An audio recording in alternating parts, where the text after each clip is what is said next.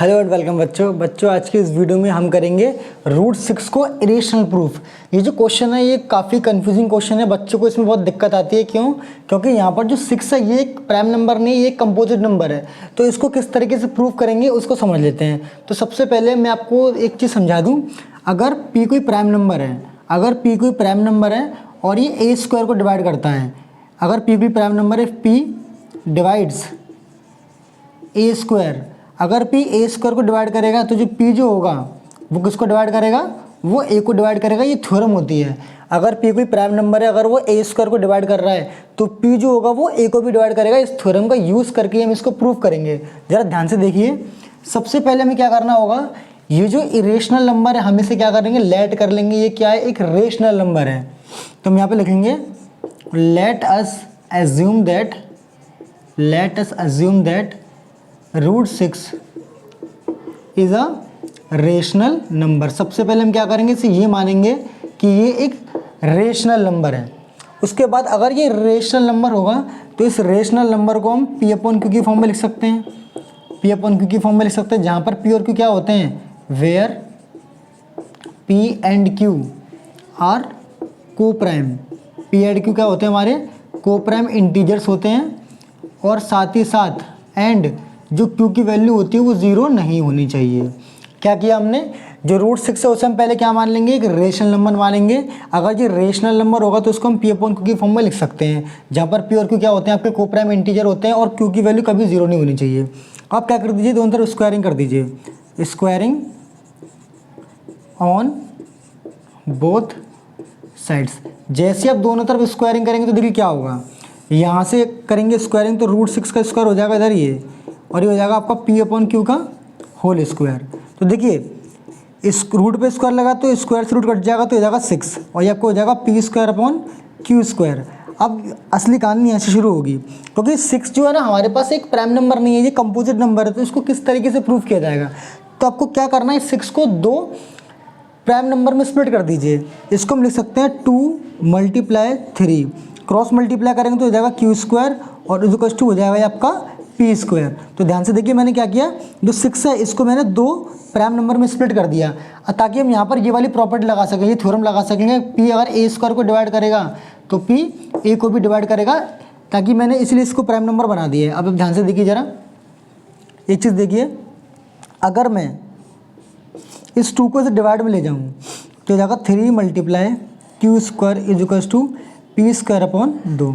तो देखिए जो 2 है वो पी स्क्वायर को डिवाइड कर रहा है, तो यहाँ पर आप क्या देख पा रहे हैं, 2 divides P square, 2 divides P square.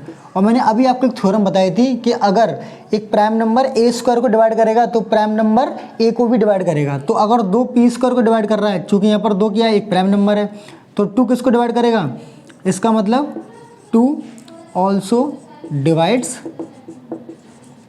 P. तो 2 किसको डिवाइड करेगा, पी को भी डिवाइड करेगा। अब ध्यान से देखिए, जब जो 2 है ये p को डिवाइड करेगा तो डिवाइड करने पर कुछ ना कुछ आएगा। मैं मान लेता हूँ c आया, तो यहाँ से अगर मैं p की वैल्यू निकालेंगे तो कितना निकल के आएगी, 2c।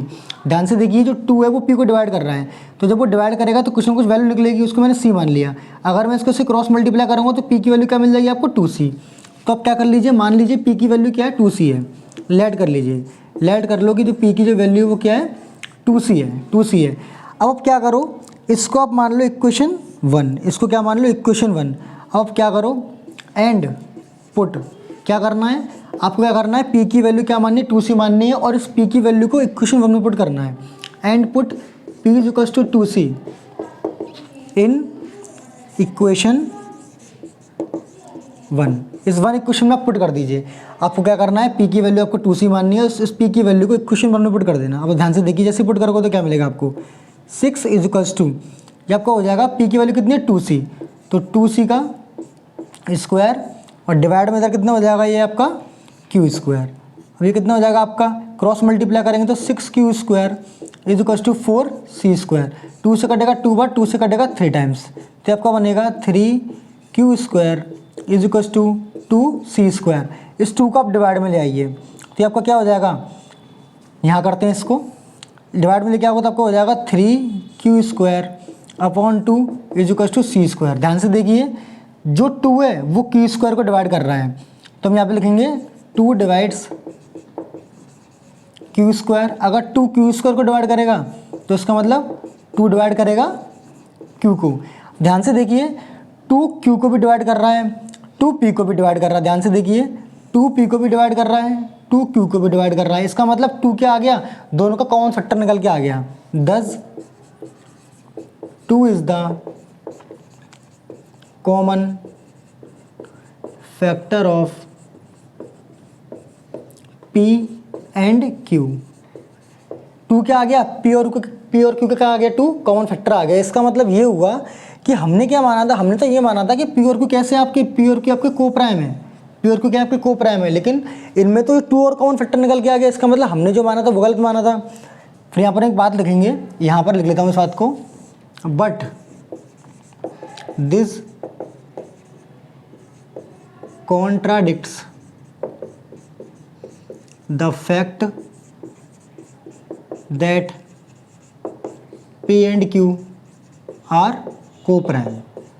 ये तो उस बात को कॉन्ट्राडिक्ट कर रहा है कि पी और क्यू क्या होते हैं, आपके को प्राइम नंबर होते हैं, को प्राइम इंटीजर होते हैं। So our assumption was wrong. तो हमारा जो अजम्पशन था वो क्या था, रॉन्ग था।